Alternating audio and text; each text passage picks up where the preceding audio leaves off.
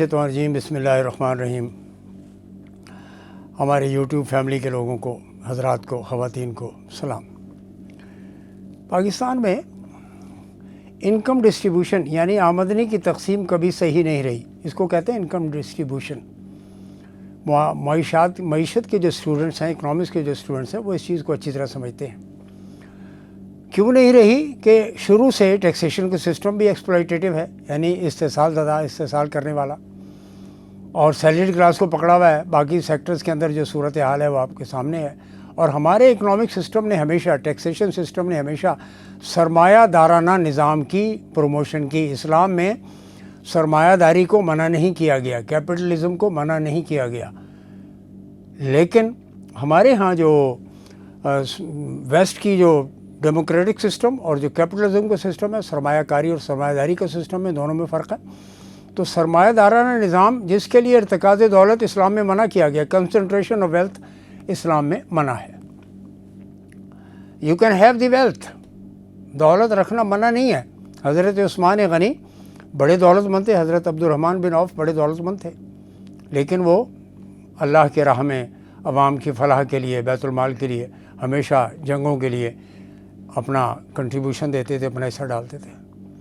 तो concentration of wealth is not allowed in Pakistan, in Islam, but in case of Pakistan आपने देखा कि concentration of wealth भी allowed है और सब कुछ अलाउड है। इवेजन ऑफ टैक्सेस भी अलाउड है, अवॉइडेंस ऑफ टैक्सेस भी अलाउड है।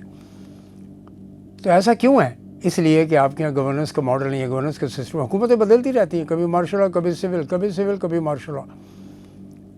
सिविल फेल हो जाते हैं, मार्शल लॉ आ जाता है। मार्शल लॉ अपने टाइम पर निकल जाता है तो फिर सिविल आते हैं, सिविल 10 साल के अंदर फिर फारिग। क्यों? कि आवाम को गुर्बत की चक्की में मुसलसल पीसा जा रहा है। तो मैं आज आपकी खिदमत में उन 22 फैमिलीज़ को, जिनका नाम आपने बड़ा सुना होगा, पाकिस्तान में 1970 तक के जो फिगर्स मैंने जमा किए हैं, लिस्टेड एसेट्स और अनलिस्टेड एसेट्स, इसमें टॉप पे पाकिस्तान के अंदर 1970 का जो फिगर है उसमें दाऊद ग्रुप, अहमद दाऊद साहब मरहूम, उनके बेटे हैं ये हुसैन दाऊद और अज़ीज़ दाऊद, और उन्हीं के भांजे भतीजे हैं सलमान दाऊद और वगैरह वगैरह, बशीर दाऊद। उनकी दौलत सबसे ज़्यादा। और लिस्टेड एसेट्स में देखिए, अनलिस्टेड चीज़ अलग है, बंदे छुपाते हैं अपनी दौलत को। और ये कितनी है? 55 करोड़ 78 लाख रुपए। 55 करोड़ 78 लाख रुपया दाऊद ग्रुप का है, जो पाकिस्तान की तारीख़ में सबसे बड़ा है। ये मैं फ़िगर आपकी खिदमत में रिलीज़ कर रहा हूँ। उसके बाद है Saigal group of Lahore, Dawood group of Karachi number 1, Saigal group of Lahore जो है, जो आज बेचारे टूट फूट का शिकार है, लेकिन दे आर देयर। उन्होंने बड़ी खिदमत की है सब लोगों ने पाकिस्तान के लिए। 556 मिलियन, यानी तकरीबन समझ लें कि थोड़ा सा ही फ़र्क है, थोड़ा सा ही फ़र्क है। तो सैगल ग्रुप 22 फैमिली में नंबर 2। फिर आदम जी, मेमन फैमिली, दाऊद मेमन फैमिली थी और है। उसके बाद आदम जी है, 437 मिलियन से ज़्यादा। उसके बाद एक जलील ग्रुप है, कॉलोनी ग्रुप है, फैंसी ग्रुप। इसमें से बहुत से ग्रुपों के सेठों से मैं ज़ाती तौर पर मिल चुका हूँ। फैंसी ग्रुप है और उनके आखिरी चश्म चिराग शौकत फैंसी थे, उनका इंतकाल हो गया, जो एडवर्टाइजिंग के अंदर भी थे। धागा सुना होगा आपने फैंसी वालों का, DNC धागा, 1960 की दहाई में उनका धागा बड़ा मशहूर था और ख़वातीन उस धागे को पसंद करती थी। उसके बाद Valika group, again Memon from Karachi. ये सब के सब हिजरत करके पाकिस्तान में आए थे। पाकिस्तान क्या खूबसूरत मुल्क है, कितना खूबसूरत मुल्क है। रिसोर्सेज हैं, मैन पावर है, इन्वेस्टमेंट है। इन्वेस्टमेंट, पाकिस्तान की तरक्की के ख्वाब देखने वाले लोग थे ये। फैंसी के बाद वलीका और वलीका के बाद बावानी, अगेन मेमन। क्या बात है इन लोगों की, बावानी ग्रुप ऑफ कंपनीज़ की। पाकिस्तान के लिए क्या कुछ नहीं किया उन्होंने। क्रिसेंट, फैसलाबाद का ग्रुप, चनियोटियों का बेहतरीन ग्रुप, बड़े हर शोबे में उन्होंने काम किया।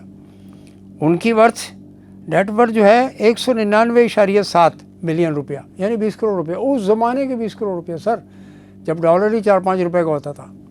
आज की तरह नहीं कि 278 रुपये का। अंदाज़ा लगाएं कितने 100% का फ़र्क है। आगे आ जाएं, गंधारा वज़ीर अली, क्रिसेंट के बाद वज़ीर अली और वज़ीर अली के बाद गंधारा। ये general Habibullah Khan Khattak, I met him. Ispahani, आपने सुना होगा इस्फहानी चाय बड़ी मशहूर थी और कायद आज़म के साथ ही थे जनाब इस्फहानी साहब। उसके बाद आपका हबीब ग्रुप, हबीब बैंक बनाया सबसे पहले, प्री पार्टीशन में हबीब ग्रुप था उनका, और आदमजीज ने जैसे कायद आज़म को वो दिया था, चेक दिया था, ब्लैंक चेक दे दिया था। उसके बाद Khyber group and then Nishat group.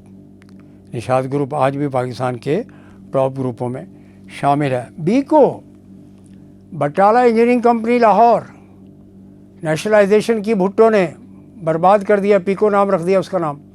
और पीको के बाद चौधरी लतीफ़ साहब जो हैं पाकिस्तान इंजीनियरिंग कंपनी वाले यानी बीको वाले, बटाला से हिजरत करके पाकिस्तान आए थे ईस्ट पंजाब से, उन्होंने पाकिस्तान छोड़ दिया क्योंकि यहाँ पे economic rules and regulations and laws कुछ नहीं थे।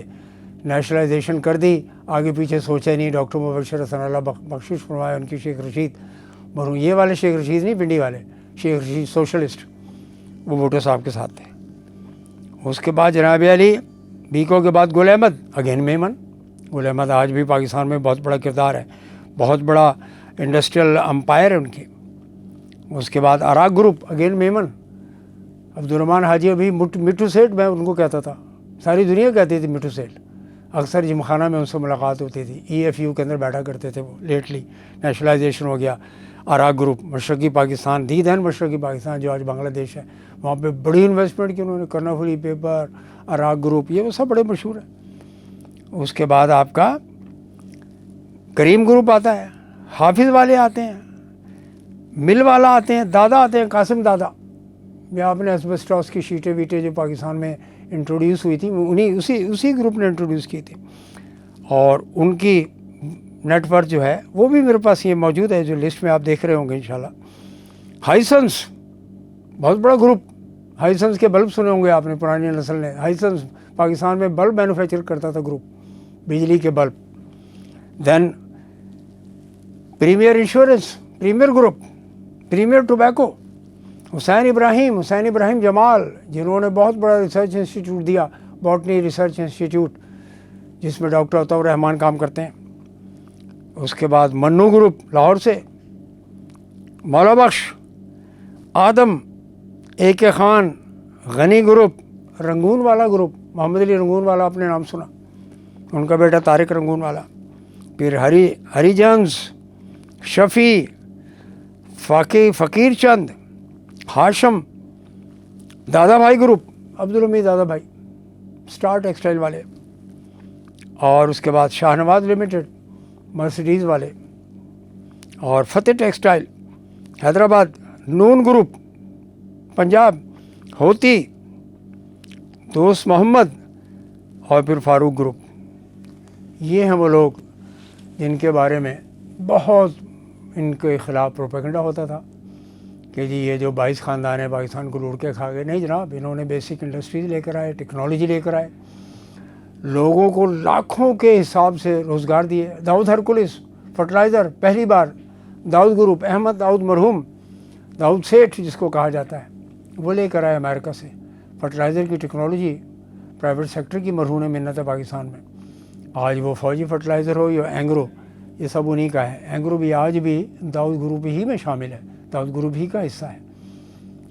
लेकिन क्वेश्चन यहाँ पर यह आता है कि आपने टैक्सेशन की जो पॉलिसी है वो प्रोग्रेसिव नहीं, रिग्रेसिव है, सप्रेसिव है। लोगों को टैक्स अवॉइडेंस और टैक्स चोरी करने पर मजबूर करते हैं आप। सैलरीड क्लास के अलावा आपके पास कोई सेक्टर नहीं है। और मैंने जैसे पहले कहा था कि एग्रीकल्चर सेक्टर में टैक्स, इनकम टैक्स लगाने की ज़रूरत नहीं है, उसके लिए इस्लाम में प्रोविज़न मौजूद है। लेकिन इस्लामाबाद में जो बाबू बैठे हुए हैं उनका सब्जेक्ट ही नहीं है इस्लाम की economics. Islamic economics is not the subject of the babus sitting in Islamabad or FBI और finance ministry, economics ministry, commerce ministry, ये उनका सब्जेक्ट ही नहीं है। वो जानते ही नहीं है कि इक्विटेबल डिस्ट्रीब्यूशन ऑफ इनकम का पैटर्न कैसे इंट्रोड्यूस किया जाए। गरीबी के लिए वो कहते हैं यार शंट आउट करो, थोड़े थोड़े पैसे वंडो जी, जड़े बेनज़ीर इनकम सपोर्ट के नाम से पैसे वंडो, पैसे तकसीम करो। पैसे तकसीम करने से जनाब कुछ नहीं होता। आप अपनी मासी, घर की मासी को पैसे देते रहो, उस बेचारी की गुर्बत दूर नहीं होगी। उसके लिए टेंजिबल एफर्ट करनी पड़ेंगी, टेंजिबल प्लान्स बनाने पड़ेंगे। جب جا کے غربت دور ہوئی. الحمدللہ میرا سبجیکٹ ہے, میں نے اس میں PhD کیا ہے اس سبجیکٹ پر. اور نہیں اگر اکنامک یہ جو کہتے ہیں پولیٹیکل اسٹیبلٹی ہوگی تو اکنامک اسٹیبلٹی ہوگی, نہیں, اکنامک اسٹیبلٹی ہوگی تو پولیٹیکل اسٹیبلٹی خود بخود آ جائے گی. You are not concern with the question of economic stability. Socio economic reforms کی ضرورت ہے, سوشیو اکنامک ایکویلٹی کی ضرورت ہے. Equality in the income distribution, یعنی انکم کی تقسیم, آمدنی کی تقسیم, دولت کی تقسیم کے پیٹرن کو آپ کو بدلنا پڑے گا. اس کا اسلام سے دور دور تک تعلق نہیں ہے. نہیں تو کیا ہوگا, غریب کا استحصال ہوتا رہے گا جو کسی بھی طور پر کسی بھی معاشرے میں جائز نہیں ہے. انشاءاللہ اس پر دوسرے ولاگ میں بات ہوگی, اور میں آگے یہ جو 70s کے بعد ہے, پھر میں 80s کے جو امیروں کی لسٹ ہے وہ آپ کی خدمت میں پیش کروں گا. بہت بہت شکریہ, والسلام. ہمارے چینل کو ضرور, doctor Abdul Jabbar Khan official channel کو ضرور سبسکرائب کیجیے اور نوٹیفیکیشنز کے لیے بیل آئیکن دبا دیجیے. بہت بہت شکریہ. آپ سے گفتگو اور کلام جاری رہے گا. والسلام.